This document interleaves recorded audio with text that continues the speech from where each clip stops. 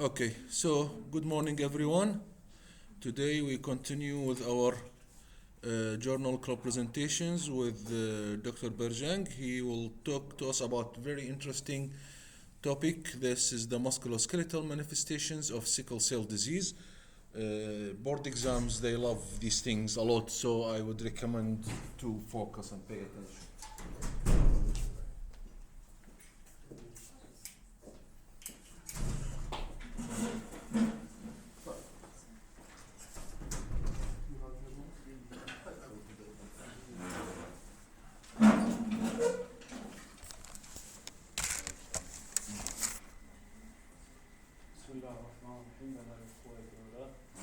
Our presentation and display again, we will start this presentation under supervision of our director. And let's say we start a great leadership movement. So we have to follow him and don't forget his efforts for us. Musculoskeletal manifestation of sickle cell disease.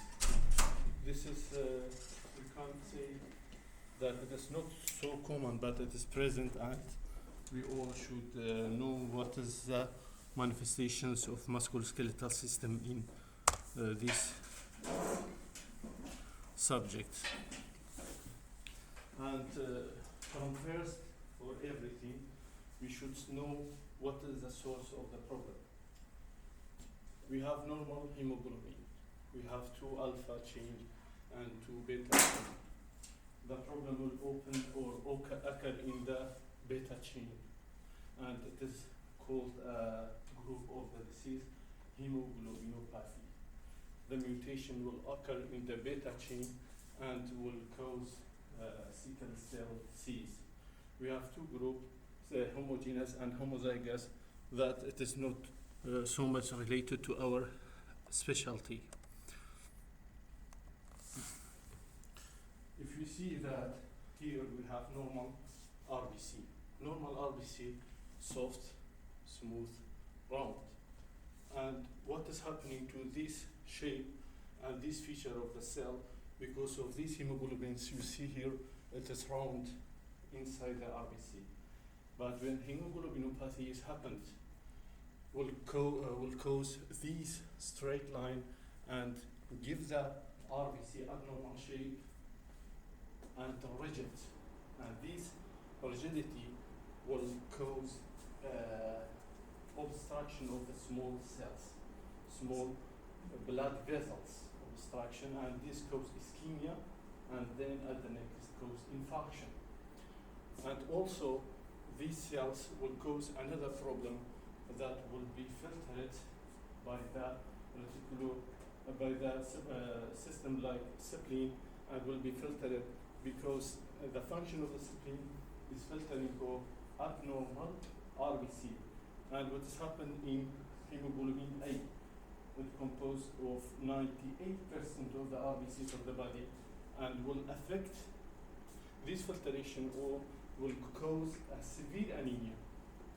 And this anemia will stimulate the body to start to produce a new RBC. So we have 2 sources, main source here. First, ischemia and infarction, and second, anemia. And every, you can say almost all manifestations, pathologies come from these 2 problems. Musculoskeletal manifestation. First, intramedullary and extramedullary bone marrow hyperplasia. Why? Because of the severe anemia. This severe anemia should be compensated. How? By stimulation of the intramedullary and extramedullary marrow hyperplasia. Second, infarction, ischemia, then infarction. Why? Because as we said, rigid RBC will cause obstruction of the small vessels. Where is small vessels? Everybody in the body. But we are talking about musculoskeletal manifestation. And infarction result in abnormalities in the growth of the bones, infection, soft tissue involvement. As we see on your right, we have normal skull X-ray IP view, and we have the pathological one in sickle cell disease. You see that the widening of the vertebral space and thinning of the inner and outer plates of the skull vault or skull bone, and expansion of the bone of the skull generally. As you see, this is normal and this one is abnormal. Of course, this expansion and thinning of the let's say plate cause softening, and this happen in all over the body in bones, and so increase risk of pathological fracture. Here we have another pathological finding in sickle cell disease, or generally in the chronic anemia diseases. This is normal and this one is abnormal. As you see, trabeculation of the bone and on hair and bone pathology, but you see that the other bone is normal. This is just for this finding is put here on this slide. As you see, we have another finding, open fish mouth. The right one is normal. The left one is abnormal. You see the mouth of the fish. It causes convexity, concavity of the end plates of the vertebra, or you can say convexity of the discus. Why it is happening? Because of the softening of the vertebra and pressure on the end plates, concaving the vertebral body. And this pathology or this finding is happening. The same as in MRI, sagittal view of the lower spine, lumbar spines. Just focus on these two pictures in T1 and T2. We see the normal vertebral bodies, but the other abnormal vertebral body. Discs are normal, but because of the pressure and softening of the vertebral body, cause concaving of the vertebral bodies. And this pathology called open fish mouth.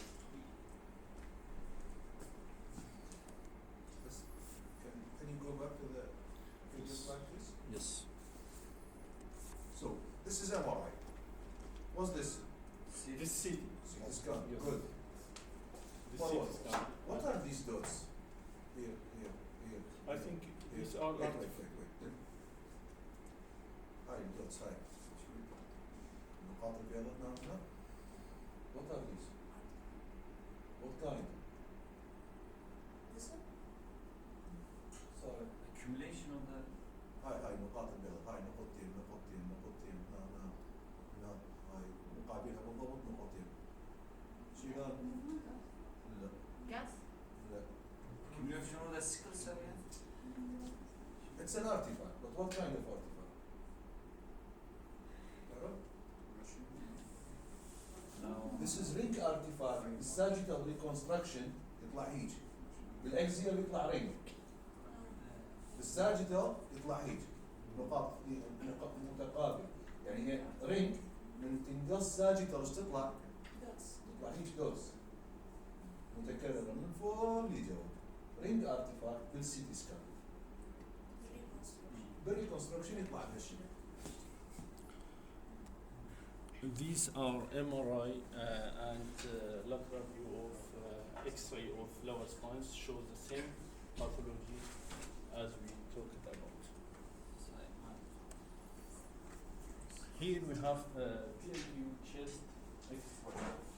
The right one is normal and the left one is abnormal. Here, if we ask what is the pathology, we say that it is loss of differentiation of the corticomedullary because of the increased intramedullary hyperplasia cause radiolucency, but also with it increased new bone formation and let's say covering this radiolucency causing radio opacity is increased in the ribs, let's say rib cage, and loss of corticomedullary differentiation.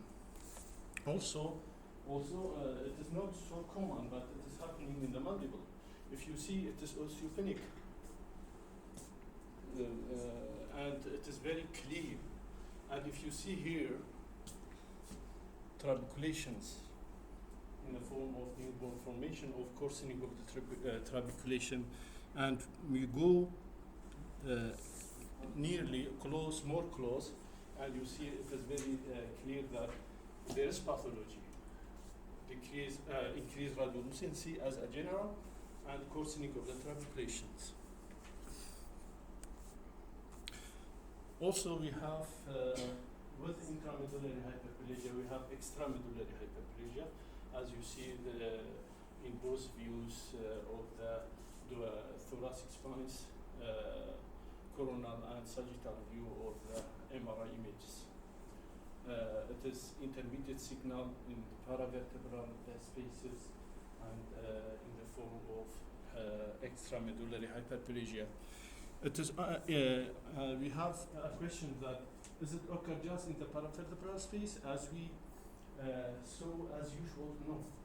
It's happening everywhere, like liver, spleen, adrenal glands, but not so common in sickle cell disease.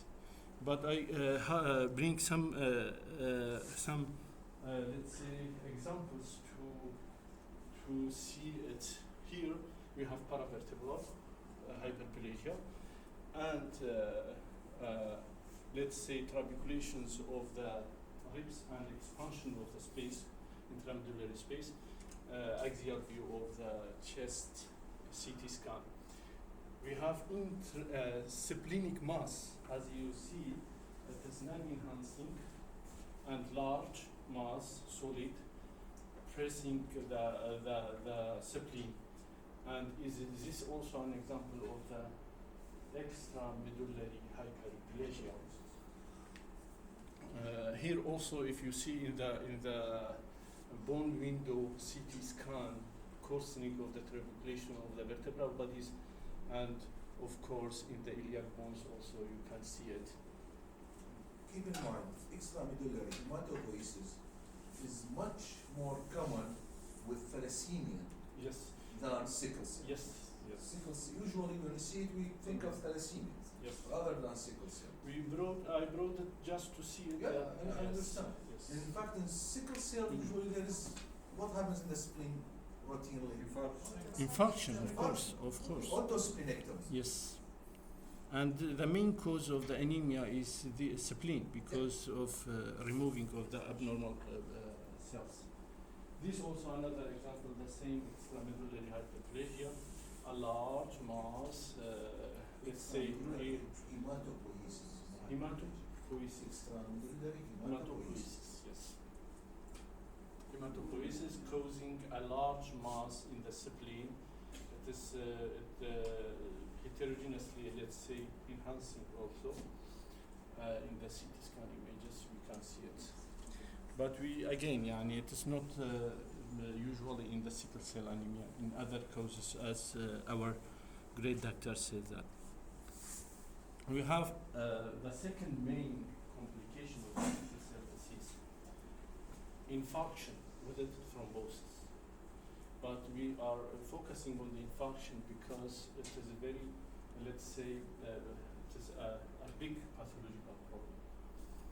We have in the child dactylitis or hand-foot syndrome. It causing, as you see in the let's say IP view of the hand of this child, expanding of the medullary space, and let's say here destruction of the bone in the fingers of this child with new bone formation, but it is not maybe not so clear with you, bone within bone sign. This is happening in that child. Why in the child? Because in the child still we have right marrow in all of the body, and this syndrome is occur from 6 months to 2 years of the years old age, and why to the 2 years old until 2 years old? Because of the conversion still in the small bones. In sickle cell anemia, conversion only occur in small bones. The other will be prevented. Although in the normal, it's not like that.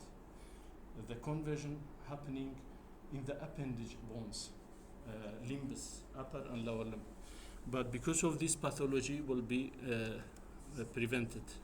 This is right for thalassemia also? All, we can say all chronic anemias. All chronic anemia, this is special thalassemia. This is the same expansion and let's say newborn formation, periosteal newborn, bone within bone pathology. And clinically, if you see it, it's a swelling of the soft tissue.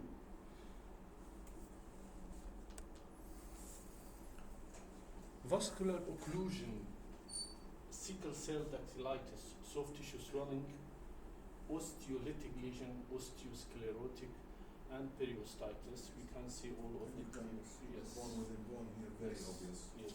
See bone covered by another bone. Why it is happening? Because of the periosteal blood supply. When part of the cortex die, new bone formation happens. It causes bone formation within a dead bone, bone within bone pathology. This is the same. Right one, let's say right foot, X-ray of the right foot, you see bone within bone, and in the other, in the left, we clear this, let's say, destruction of the fourth metatarsal bone. Same as here, يعني you can see bone within bone infarction, bone within bone pathology in the right and in the left. In the right bone within bone pathology, and in the base of the second metacarpal bone starting destruction and erosion.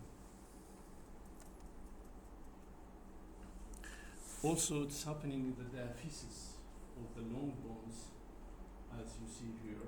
Here, just we have new bone formation in the left side, in the right side, and in the left, even texture of the bone change with coarse line, let's say radio-opaque lines of sclerosis in the tibia.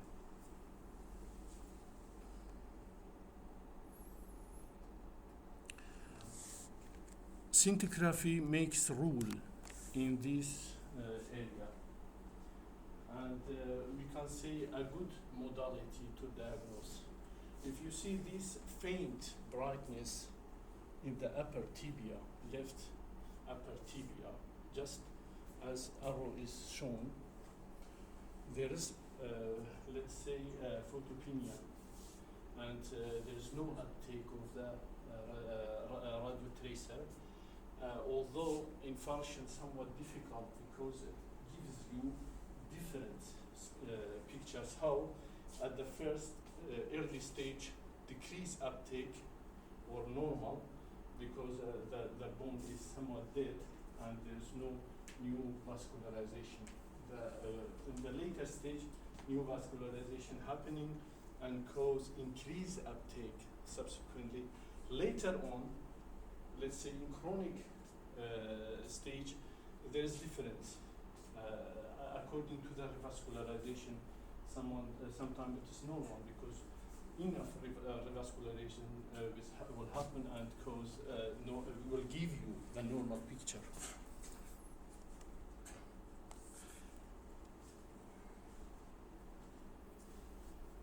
Medullary infarction and dystrophic calcification of the pelvic bones and vertebrae in 38 years old. At the center, if you see, there is clearly increased radio opacity of the vertebral bodies and pelvic bones in this IP view, X-ray, IP view radiography of this young man. The same pathology and the same cause.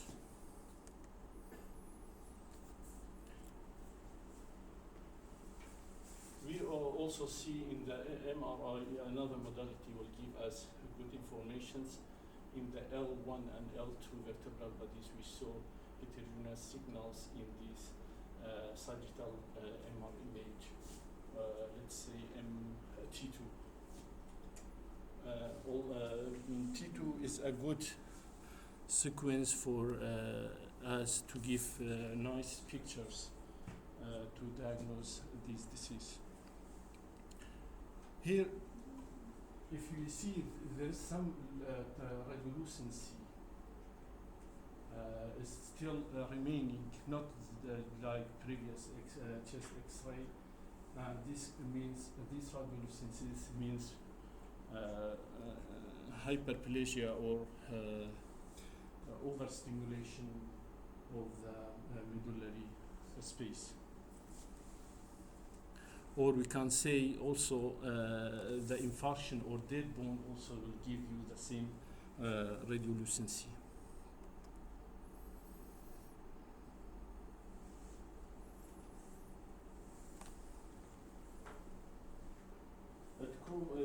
When we talk about infarction, we have to remember the avascular necrosis of the hip joints. The differentiation somewhat, we can say maybe this is due to sickle cell anemia. Why? Because the common areas are femoral head and humeral head, more bilateral in sickle cell anemia, and also the picture gives a larger pathology in compared with other diseases. As we see, this one is stage 1, just edema of the right head of the femur. We here see also in the MRI coronal image of the MRI T2 facade. We see the grade 4. Why? Because of the irregularity of the head and, let's say, some flattening of the head of the left femur. We have a IP view also.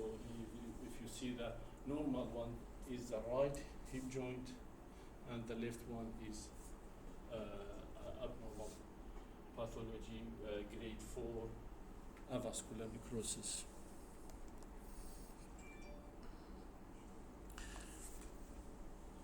Infarction also causes growth effect.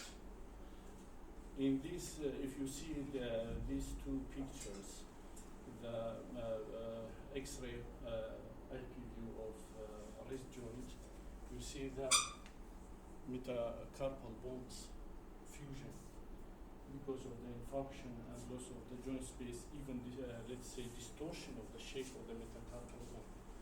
On the right side, and the left side also we have capping of metaphysis and cause shortening of the bone because of the effect of the growth. Why? Because of the ischemia and preventing the normal growth. Here, if you see, we have another abnormality in the ankle joint. The right one is normal. You see this straight line between the tibio-calcaneal joint bones and tibutalis. Yes, tibutalis joint. Here we see that there is, because of a part of the epiphysis cause death, especially the lateral one. This part, the other one is growing, and this pathology is happening called slant deformity, tibutalar slant deformity, as you see, we can imagine in this picture. Another picture for ischemia. If you see the vertebral bodies in this lateral view of the chest X-ray radiography, It is just like the open fish mouth, but it is not open fish mouth. It is H-shaped deformity. If you here, if you just focus, there is sudden depression, not smoothly concave. If this sudden depression give you another pathology like H-shaped deformity, in compared with the open fish mouth, there is slight difference, and we have to focus on it. On the expense of the pathological vertebral body, we see that in this radiography, the vertebral body H-shape, sudden depression, but the other above it, it is normal. So its growth is, it is growing normally and increasing in the height. This deformity is called tower vertebrae. Tower vertebrae.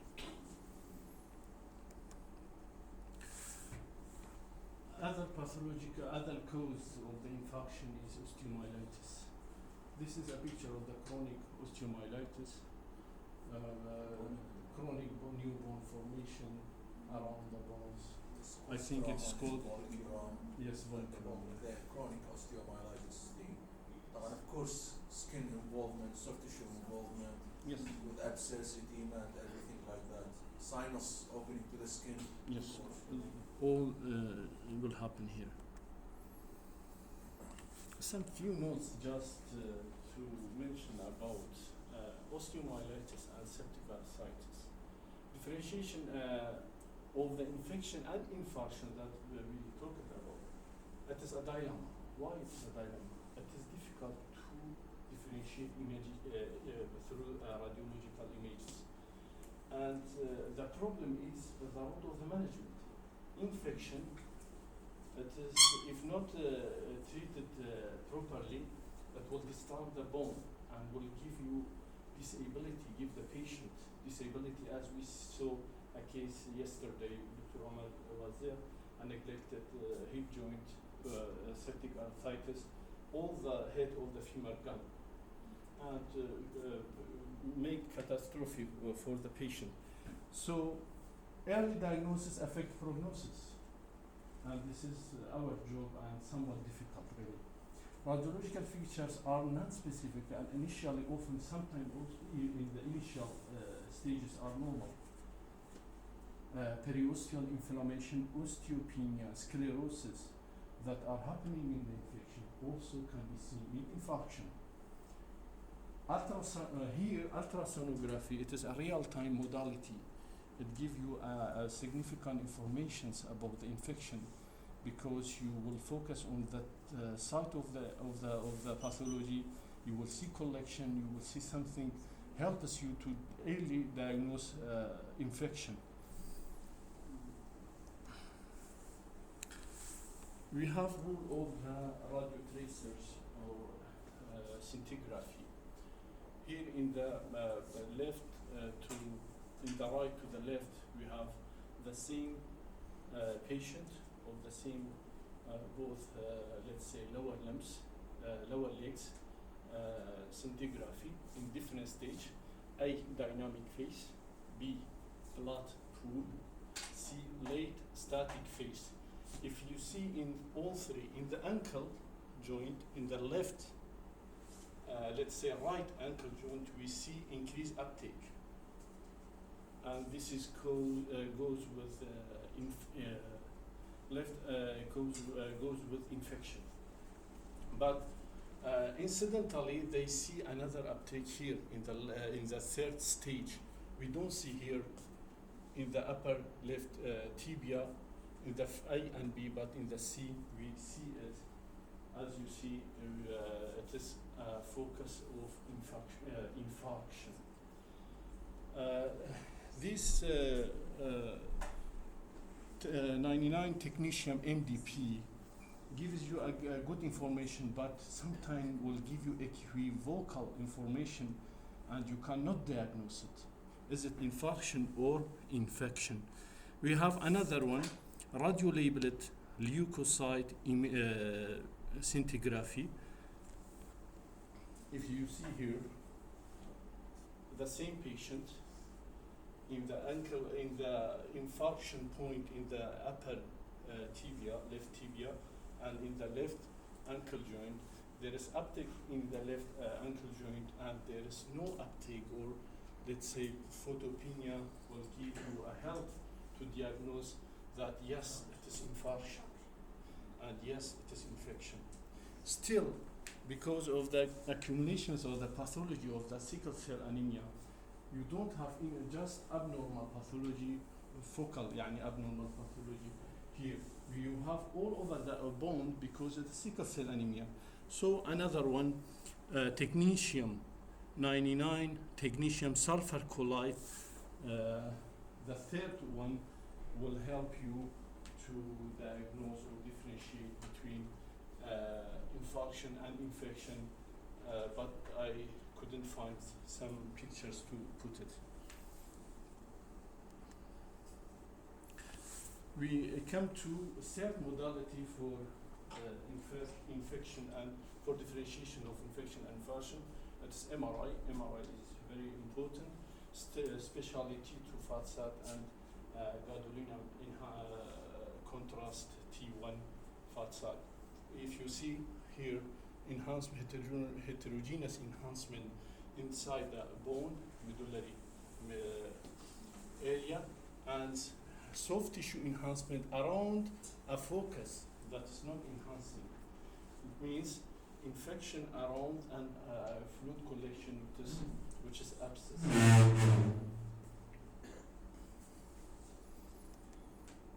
Here also we have chronic osteomyelitis, shows thickening of the femoral cortex and medullary high signal and multiple fluid collections here and here at the left femur. These features can be seen in bone infarction too. Still, we have dilemma.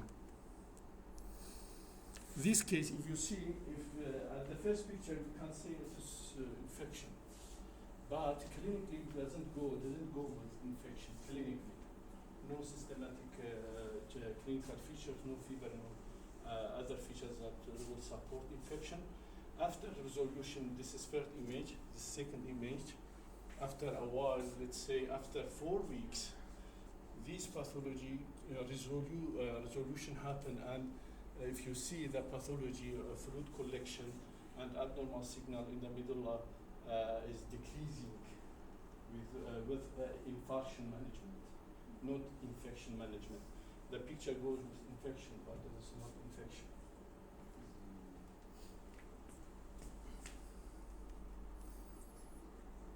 We have septic arthritis.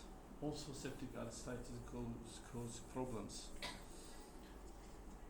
T2 weighted inversion recovery MRI, axial image of both hip joints. Let's say on the right side, left joint effusion with loculated fluid collection and even soft tissue edema at the periphery, you can see it. Enhancement of the contrast enhancing of the synovial membrane or capsule of the joint, where the surrounding fluid collection is a supportive point for diagnosing of septic arthritis.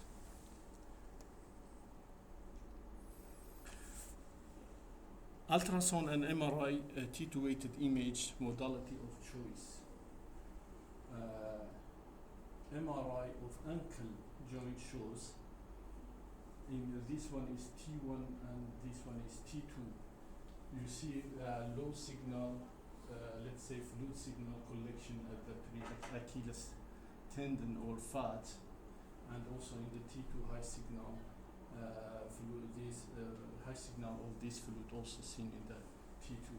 But ultrasound, it is easy and good diagnostic points, and very, let's say, specific to the pathological area.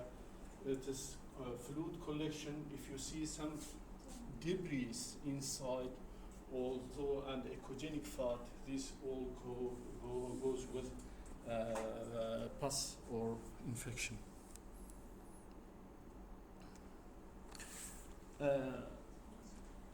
As we said, small vessels are everywhere. So we can see a sickle cell anemia patient with just soft tissue problem.